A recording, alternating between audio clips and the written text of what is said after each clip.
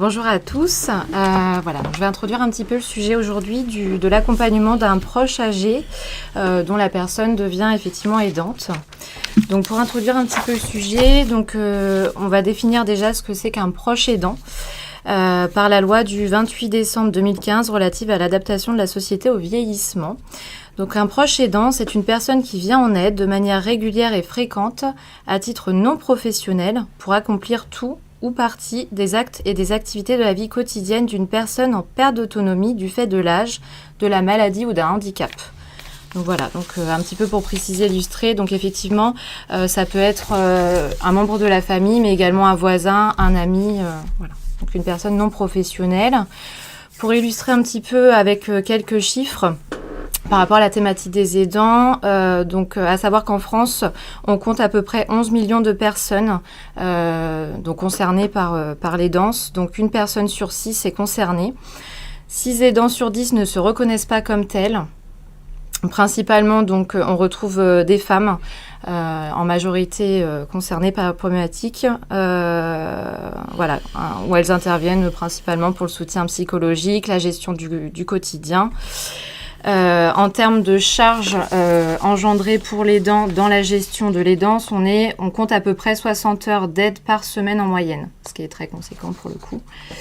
Et donc une aide qui a un retentissement sur la santé, puisque du coup aujourd'hui on se rend compte, alors on n'a pas forcément de chiffres clés, mais on se rend compte effectivement sur nos réalités au niveau du terrain que beaucoup d'aidants malheureusement surviennent à être hospitalisés ou malheureusement décèdent avant le proche aidé par la charge que ça engendre tout simplement.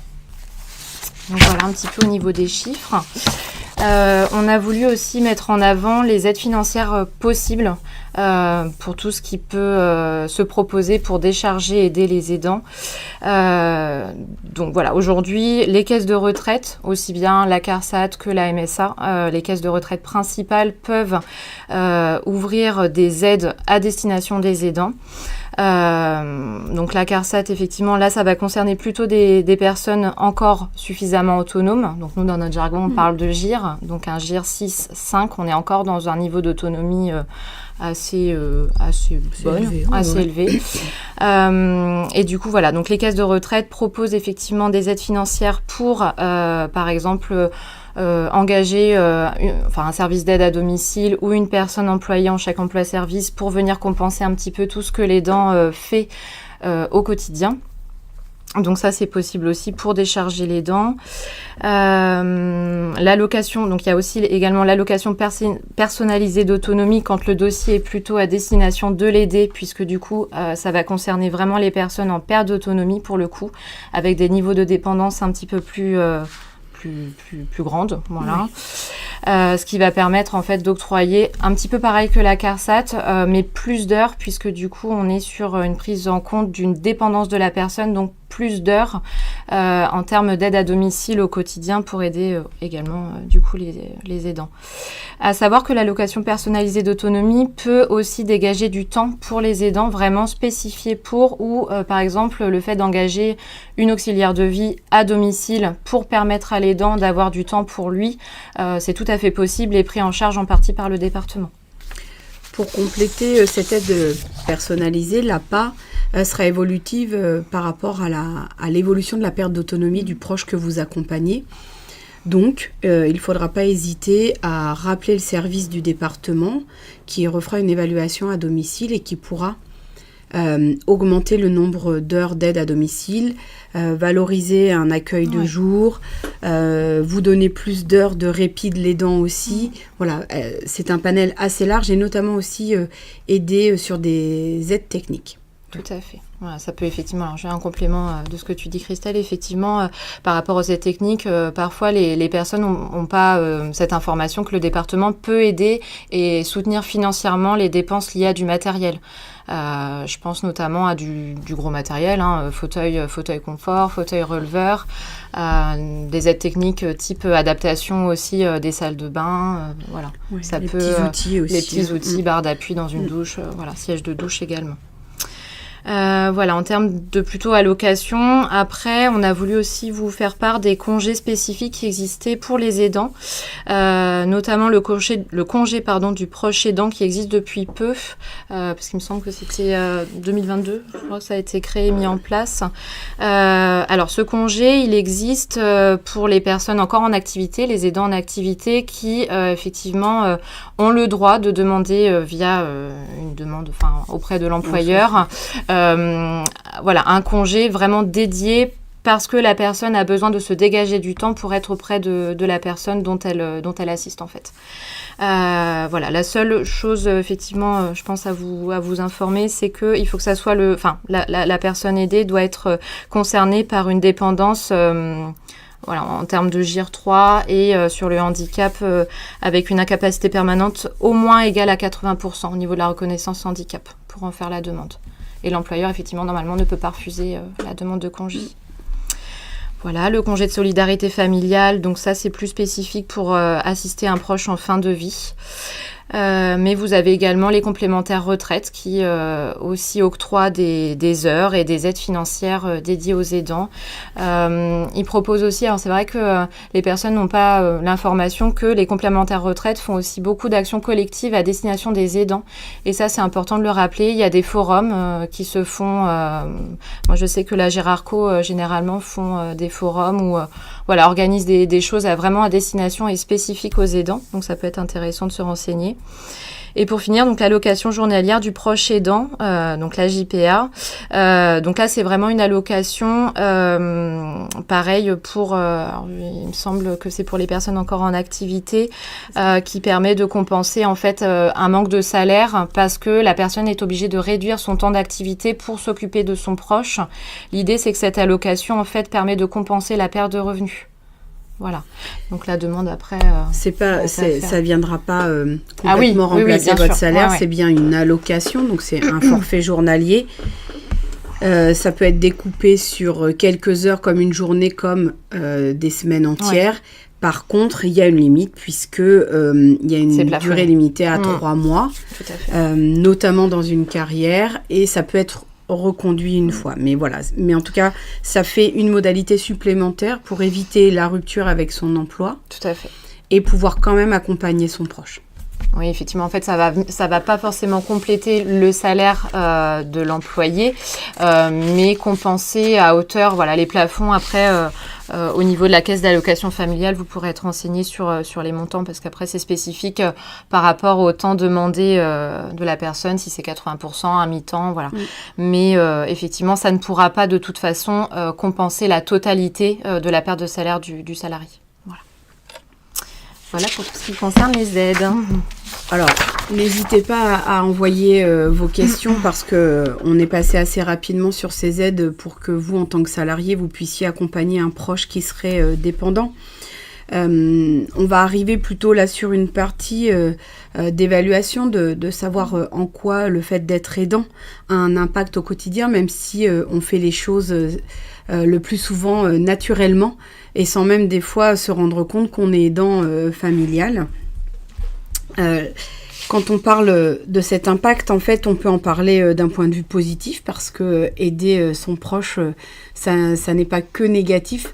Et bien sûr, on arrivera aussi sur les données négatives que ça engendre en fait sur vous-même. Accompagner son proche donc à son impact individuel, mais il est propre à chacun. C'est ça ce qu'on voulait vous dire, c'est que on est tous des aidants différents. Et du coup, suite à notre histoire de vie, à nos disponibilités, à l'instant, on va vivre les choses différemment et donc accompagner son proche différemment. Et ça, ce n'est pas grave, c'est normal. Donc, il faut prendre comment on est et comment on est capable d'accompagner quelqu'un. Il y a par contre, on le verra un peu plus tard dans le diaporama, des similitudes dans le parcours d'aidant.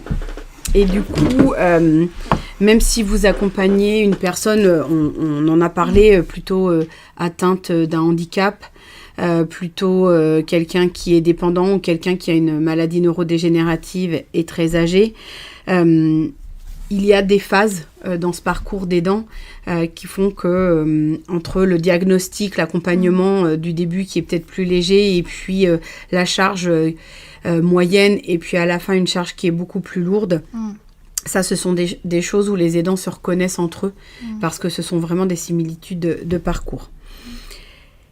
On va aussi rappeler, ça nous tenait à cœur, notamment dans les familles qu'on accompagne, de bien avoir en tête qu'il n'y a pas de bonne ou de mauvaise façon d'accompagner. À partir du moment où vous avez envie, vous ferez de votre mieux. Et si vous pouvez en plus avoir les références et savoir où aller chercher des conseils ou de l'aide, parce qu'un aidant a le droit de se faire aider, de toute façon, l'accompagnement sera fait de la meilleure façon. Dans la page suivante, on a essayé de résumer un peu ce que nous, on a envisagé comme impact positif et ce qu'on voit en fait dans les histoires qu'on accompagne. C'est créer un nouveau lien avec la personne que vous accompagnez puisque elle est différente, cette personne. Et vous aussi, du coup, vous devenez différent. Donc, vous êtes en train de créer un nouveau lien. C'est souvent une satisfaction et effectivement une fierté de pouvoir accompagner. Et puis, souvent, alors on s'en rend, l'aidant s'en rend moins compte, mais il y a une réciprocité dans cet échange. C'est-à-dire que la personne aidée, elle a aussi envie de donner à l'aidant quand c'est possible, ou au moins à sa façon de le remercier par un sourire, par un geste. Et puis, pour beaucoup, vous êtes en train d'acquérir des nouvelles compétences, malgré vous. Donc, ce qu'on appelle le développement personnel, des compétences en termes de tâches, mais aussi des compétences sociales, des connaissances. Vous travaillez aussi vous-même sur vos émotions. Enfin, voilà, il y a vraiment plein de choses qui se jouent dans cet accompagnement et qui sont positifs et qui vont vous aussi vous transformer et vous apporter des choses agréables et que vous allez pouvoir utiliser aussi dans votre quotidien et dans d'autres situations et des fois même dans l'accompagnement d'autres aidants qui viendront chercher auprès de vous votre savoir acquis tout au long de cet accompagnement. Je dirais même effectivement une certaine reconnaissance par le biais de tout cela et être ressource autant qu'un professionnel et enfin je sais pas toi comment tu le vois Christelle, mais nous on le voit effectivement auprès des aidants qu'ils ont totalement leur place et leur légitimité par rapport à une prise de décision ou de connaissance dans le parcours de la personne aidée et ça c'est important aussi de le reconnaître aussi nous professionnels. On en parlera dans le cadre des activités que nos plateformes développent, mais le lien dans les groupes de parole entre aidants, il est primordial pour vous accompagner et surtout venir vous montrer que ce que vous vivez, il est partagé par d'autres et que ces émotions, elles sont dures, mais elles ont été traversées par d'autres aidants et le parcours. Vous n'êtes pas seul à le faire.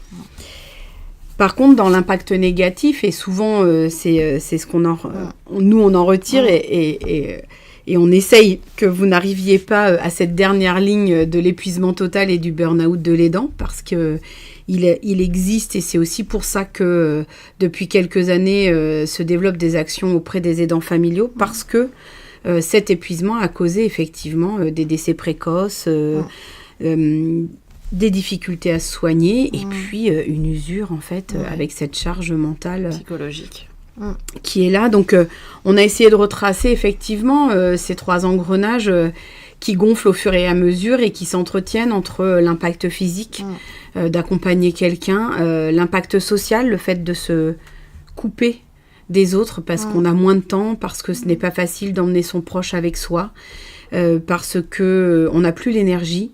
On est moins tolérant, voilà, il se passe plein de choses. Et puis l'impact psychologique, on a croisé beaucoup d'aidants qui finalement dorment peu la nuit, se posent beaucoup de questions, ont une charge sur les épaules.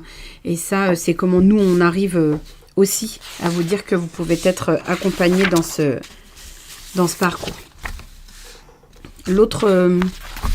L'autre schéma qu'on vous a apporter dans ce diaporama, il est le fait que vous pouvez être vigilant, ou votre entourage peut être vigilant et vous le rappeler, à certains signes qui sont des signes de risque d'épuisement, notamment tout ce que être aidant va vous demander comme ressource, le fait d'adapter tout son temps. Progressivement, votre emploi du temps va changer et va devoir s'adapter au proche qui est malade ou qui est dépendant. On l'a un peu évoqué en tout début, mais il y a aussi l'histoire que vous avez partagée avec la personne que vous avez accompagnée et qui aujourd'hui ressort au moment d'être au quotidien avec lui.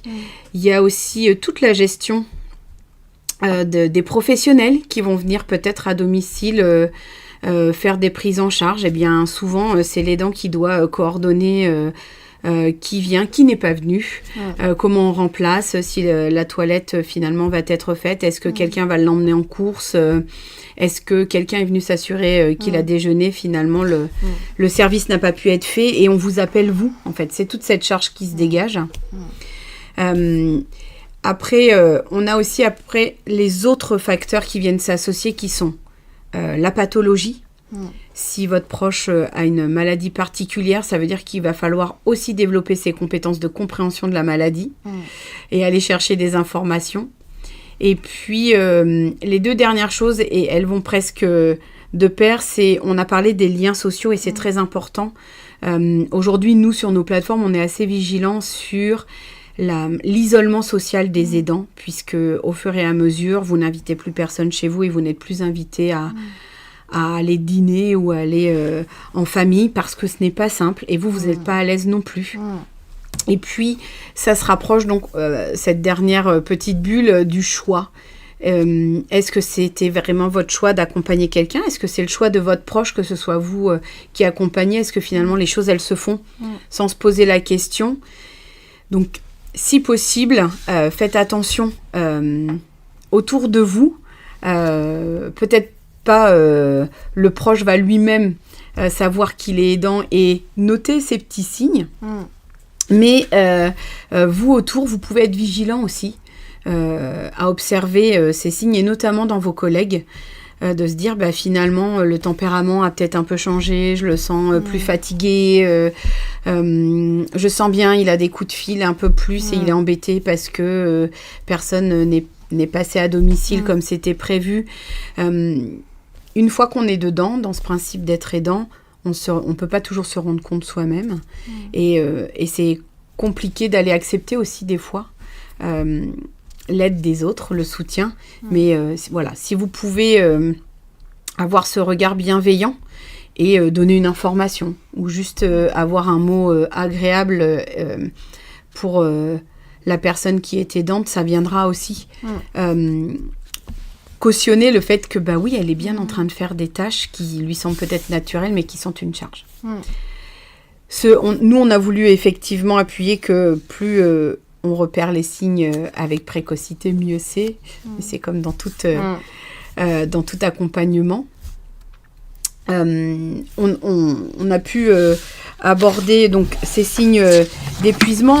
On a fait un schéma qui vient un peu vous donner ce cercle vicieux que vous allez voir dans la diapo qui arrive, le cercle vicieux de l'impact en fait sur votre vie et les différentes sphères qu'il existe.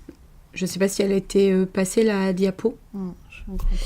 Nous on a mis l'impact, on venait d'en parler, sur le caractère qui résulte de plusieurs facteurs, simplement la fatigue et votre épuisement. Il y a une irritabilité, un agacement, on est moins tolérant, moins patient. Il y a aussi de la culpabilité parce que l'aidant peut avoir la sensation de ne pas faire assez ou ne pas faire correctement. Ou de ne pas, justement par rapport à l'histoire de vie, être assez redevable par rapport à la personne. Pour illustrer, souvent, c'est les enfants qui me disent « oui, mais mon parent, il m'a élevé, il m'a éduqué, et en fait, c'est à moi aussi, aujourd'hui, de prendre le relais et de m'occuper de lui. » Au niveau des enfants, des aidants enfants, c'est souvent ce qu'il en sort. Il a besoin de moi. On a aussi, dans cet impact sur le caractère, vous allez avoir des fois une tristesse de fond, des pleurs, enfin vraiment, et émotionnellement tout ressort et tout ressort en plus. Des colères, beaucoup nous parlent de cette colère qu'ils ont enfouie au fond d'eux sur cette sensation d'injustice, de ne pas savoir faire, pourquoi ça leur arrive. Voilà, il y a beaucoup de ressentis. Et puis, petit à petit, ça vient impacter aussi une énergie peut-être que vous aviez avant. Et nous, on l'a appelé cette perte d'envie. Ben oui, à un moment donné, on n'arrive plus à se mobiliser. L'impact sur la vie personnelle ou professionnelle, notamment, c'est ce qu'on disait, la vie professionnelle est perturbée quand on doit être dans sa tête intéressé à ce qui se passe peut-être chez soi encore plus ou chez son parent. Donc professionnellement, on est moins disponible. Les interactions avec les collègues deviennent plus complexes.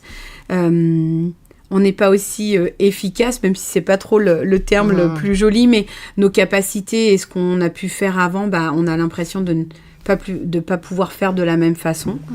Et puis, c'est vraiment un terme que vous entendrez peut-être d'autres fois, mais c'est cette augmentation de la charge mentale. Penser à tout, s'inquiéter pour plus.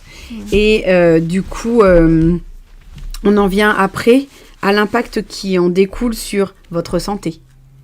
Est-ce que j'ai un bon sommeil ? Et si le sommeil n'est pas bon, fatalement, on va être encore plus impacté au niveau du caractère ou sur son efficacité au travail. On prend pas le temps pour soi. Donc, on va reporter ses rendez-vous médicaux, on va oublier un suivi. Se délaisser, en fait. Voilà. Et du coup, finalement, on va aussi entretenir ce cercle vicieux et on va avoir le dernier impact, il est sur la relation avec les professionnels de santé. Quand vous accompagnez un proche qui est malade, qui est dépendant, il y a un certain nombre de professionnels qui vont rentrer dans votre sphère et du coup, nos aidants, des fois, qu'on a pu accompagner, sont très excédés sur l'accompagnement des professionnels de santé et comment ça se fait, mais parce que le discernement est moins possible. C'est ça. L'affect que vous portez à votre proche n'est pas facile, en fait, à mettre de côté pour pouvoir avoir une conversation. La plus réaliste avec certains professionnels, et on voit des fois des demandes qui sont pas rationnelles ou des sollicitations très excessives tout le temps, des appels tous les jours. Alors des fois c'est juste parce que vous n'avez jamais de réponse, ça c'est une autre démarche, mais la peur qu'on n'apporte pas assez à l'autre ou pas de la bonne façon, va donner ces façons de... On a noté comme une ingérence dans les soins, c'est-à-dire qu'on va venir un peu surveiller et donner son avis à des professionnels de santé qui interviennent. Et puis, du coup, on se retrouve avec des interactions avec ces professionnels qui, elles aussi, deviennent conflictuelles. Et du coup, on crée un climat de mésentente et l'accompagnement devient difficile. Et pour vous, en tant qu'aidant, en se disant que vous n'êtes pas écouté, que... vous savez, mais elles ne savent pas, mais elles ne veulent pas prendre en compte votre parole. Et puis finalement, vous avez la sensation aussi qu'on ne prend pas en charge votre proche de la meilleure façon qu'il soit. Et vous voulez plus pour lui. Vous voudriez même vous le faire pour que ce soit le mieux possible et qu'il soit le mieux accompagné. Finalement, en fait, on bouscule aussi un quotidien qui était déjà ancré entre l'aidé et l'aidant. Et en fait, nous, professionnels, on arrive avec potentiellement des modifications par rapport à ce quotidien-là qui était déjà celui-ci initialement. Et en fait, ça bouscule aussi bien la personne qu'on va peut-être prendre en charge, mais surtout l'aidant qui... Du coup, il y a des perturbations à ce niveau-là.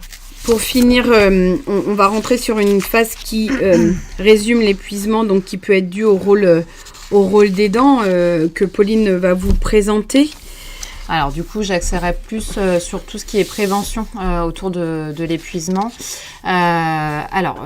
L'idée, c'est vraiment de pouvoir être en capacité d'accepter de passer le relais. Je parle vraiment d'acceptation parce que c'est cette phase qui est souvent difficile pour les aidants, de dire finalement, nous, on ne fera pas à la place d'eux, on n'est pas là pour... remplacer un proche aidant, mais on est là pour soutenir, et ça, c'est vraiment important de le souligner.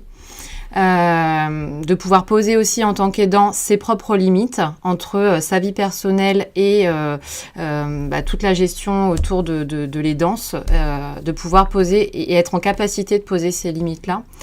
Parce que voilà, il n'y a pas d'abandon ni de démission quand on parle de se dire on stoppe.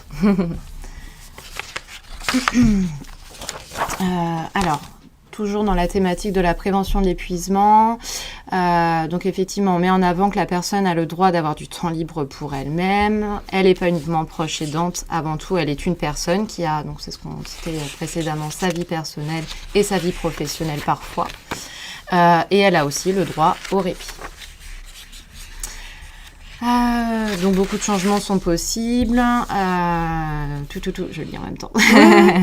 Santé, voilà, donc le lien avec les proches. Donc je répète un petit peu ce que j'ai dit précédemment, mais et c'est surtout s'adapter à tous ces changements et donc par rapport au parcours qu'on va mettre juste après, les ressources. Ouais, je vais juste passer là parce qu'en fait, ce qui est important de souligner surtout, c'est l'évolution en termes de parcours.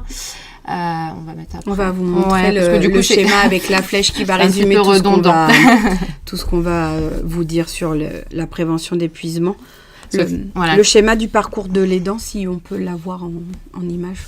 Merci. Voilà, super. Voilà, c'est surtout ça qui va nous permettre de comprendre un petit peu mieux en fait l'évolution. Donc Christelle, tu en parlais au début, c'est que voilà, quand un aidant effectivement accompagne son proche atteint d'une dépendance, un handicap ou effectivement une pathologie, c'est généralement des pathologies ou du handicap qui peut être évoluant.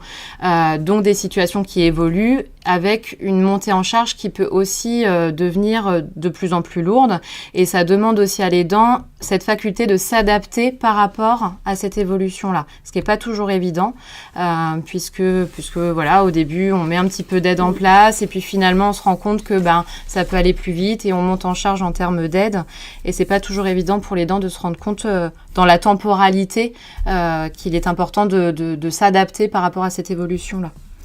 Donc voilà, donc nous on a voulu vous mettre ce type avec les différents stades d'évolution du besoin d'aide au moment stade initial où il y a cette prise de conscience et on met en place effectivement des dispositifs pour soutenir l'aidant. Et puis finalement, on se rend compte que dans le parcours de la personne, il y a des évolutions qui se font et qu'on demande effectivement à la personne de pouvoir se réadapter et réajuster quotidiennement. Voilà. Donc, au sein de VIF 3 Centre Val-de-Loire, nous avons 2 plateformes. Donc, celle que moi je représente, qui est celle de Touraine Ouest, puisque en Indre-et-Loire, Bulder est en charge de l'ouest du département et Tours Métropole est un territoire partagé, donc on peut intervenir aussi. Et puis Pauline... Et donc moi je représente donc la plateforme de répit sur le secteur de Bellegarde dans le Loiret, donc située 4 avenue Quiétude, à la maison intercommunale de Bellegarde, qui vient d'ouvrir du coup en début d'année, voilà, et qui propose effectivement plusieurs volets à destination des aidants. Alors avant de traiter vos questions, juste vous rappeler pourquoi vous pouvez au moins vous appuyer sur des dispositifs comme les plateformes. Nous, notre mission, elle est donnée par l'Agence régionale de santé, qui est déjà une première écoute et un accompagnement, ainsi que une rencontre avec les proches aidants pour connaître leurs besoins et notamment leurs questionnements quant à l'accompagnement du proche à domicile. Ça peut être aussi formé en vous donnant des informations sur la pathologie ou en créant des formations pour que vous puissiez aussi avoir des connaissances pour être aidant, parce que ça ne s'apprend pas à l'école, en tout cas pas au collège et lycée. Et puis on est vraiment sur la mise en place d'activités et d'actions pour privilégier le lien social, notamment en Indre-et-Loire et peut-être à terme dans le 45, mais on va leur laisser le temps de se développer. Il y a des ateliers pour les aidants, il y a des ateliers aidants-aidés, toujours en gratuité. Et puis se développe sur nos 2 plateformes le répit à domicile pour qu'on puisse venir remplacer l'aidant sur quelques heures occasionnellement chez lui, pour qu'il puisse continuer à s'octroyer du temps pour lui. Ouais, voilà. Tout à fait. On va pouvoir répondre à vos questions. Ouais. Alors, première question, comment fait-on pour savoir si notre proche aidé est GIR 5 ou 1 ? Merci. Alors, par rapport au GIR, il faut savoir que quand on fait une demande aujourd'hui d'allocation, donc allocation personnalisée d'autonomie, le dossier APA, ou bien quand on sollicite les caisses de retraite, aujourd'hui, en fait, quand on fait une demande, quand on remplit le formulaire, rejoint en fait l'APA et la CARSAT. Donc, c'est un formulaire unique.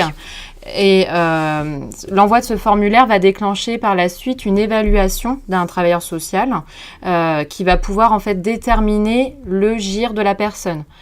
Et donc c'est par le biais de cette évaluation que la personne saura en fait sur quel niveau de dépendance la personne accompagnée se trouve. Voilà. Plusieurs professionnels sont habilités à faire ces évaluations. Bien sûr, juste pour rappeler, GIR 1, on n'est pas autonome, GIR 6, on est le plus autonome. On est bien dans cette phase de gradation. Elle est obligatoire pour tous les dossiers d'aide. Ouais. Ça peut être aussi le gériatre ou le neurologue qui l'a fait, le médecin traitant. Il y a plein de personnes c'est ce que j'allais dire, parce qu'il y a des personnes qui, pour le moment, pour X ou Y raison, effectivement, n'engagent pas de démarche de demande d'aide, aussi bien auprès du département, auprès des caisses de retraite, et à ce moment-là, se rapprochent plutôt du médecin traitant ou du médecin spécialiste pour avoir le GIR. Voilà. Ensuite, est-ce que les plateformes pour les aidants existent dans tous les départements ? Très bonne question. Oui, au moins je vais répondre pour la région centre. En région centre, il y a des plateformes dans tous les départements. Vous avez au minimum 1 à 2 plateformes par département. En Indre-et-Loire, il y en a 2. Le Loiret, il y en a au moins 3. Il y en a au moins 3. Ça dépend de l'étendue du département et de la densité de population. Vous en trouvez effectivement. Et si vous n'avez pas les coordonnées, n'hésitez pas à joindre l'une d'entre nous. On essaiera de vous trouver celle de votre département. Tout à fait. Troisième question, comment réagir lorsque la personne aidée ne veut pas partir de chez elle et que ça devient compliqué pour l'aidant ? C'est souvent une question qu'on nous rapporte. Alors c'est quelque chose qui va être compliqué en termes de réponse unique, puisque ça veut dire que le proche a des soucis certainement sur une pathologie cognitive ou neuroévolutive. Est-ce que c'est il ne veut pas partir de chez lui, il veut pas sortir et il a peur, ou est-ce que c'est vraiment il est en refus d'être accompagné et d'entrer en établissement? Il y a plusieurs modalités autour de cela. Ce qui est sûr, c'est que quand il y a du refus et que ça devient trop difficile à gérer par l'aidant, il faut absolument qu'il y ait des professionnels qui rentrent en soutien. Dans la diade aidant aidé, en tout cas pour venir soutenir et réfléchir aux solutions. Et je peux entendre, on en parlait par rapport à l'EHPAD, que la discussion autour de la prise en charge en EHPAD est toujours quelque chose qui anime beaucoup les familles dans cette prise de décision, et que souvent, il n'y a pas le choix du proche aidé. Maintenant, il faut vraiment se replacer, vous aidant, au cœur de l'accompagnement, et quand ça devient trop lourd, en tout cas, il faut trouver des solutions autres, que tout ne soit pas dépendant de vous. Voilà. Alors, une situation un peu plus personnelle, avons-nous des priorités quant à notre planning pour obligation impérieuse en tant qu'ayant droit pour mon papa dont je m'occupe, plus fille unique suite 2 AVC? Alors, pour l'accès à... Pour dégager du temps sur son travail ou... Ouais, tout dépend le besoin en fait de la part de la Là, personne. effectivement, on en revient un peu à ce qu'on disait sur ces différentes aides qui existent en termes de salariés. Quand on a parlé de l'allocation du proche aidant, ça peut aussi se mettre en place quand vous êtes en recherche d'emploi et ça vient justifier que vous ne pouvez pas en fait reprendre un emploi. Juste, c'était l'aparté. Après, est-ce que vous pouvez dégager du temps? Vous avez ce congé proche aidant. Ça dépend comment vous voulez en parler en plus à votre chef de service ou à votre directeur. Moi, je préconise toujours, normalement, il vaut mieux en parler plutôt que de rompre le contrat et de s'en aller. Pour voir les aménagements qui sont possibles. Maintenant, il n'y a pas d'obligation à votre employeur à vous laisser ce temps-là. Voilà. À part le congé de proche aidant. Oui, c'est ça. Je ne sais pas si c'est la réponse attendue, mais il ne faut pas hésiter à reprendre voir contact si avec effectivement la personne est en activité ou si c'est plutôt un proche aidant qui n'est pas concerné par cela. À voir. C'est bon. Il n'y en a pas d'autres. On espère qu'on a pu répondre effectivement un peu à toutes vos préoccupations autour de Après, n'hésitez pas de la effectivement situation. et puis revenir vers nous et nous solliciter en termes de besoin d'information, même d'orientation sur ce qui existe effectivement comme dispositif ou structure pour répondre aussi aux besoins des aidants. C'est important. Vous pouvez clôturer. Eh ben Merci. merci pour votre disponibilité, votre écoute et de puis, votre présence. Et puis, voilà, revenez vers nous avec grand plaisir. Merci beaucoup. Merci. Au Au revoir. revoir.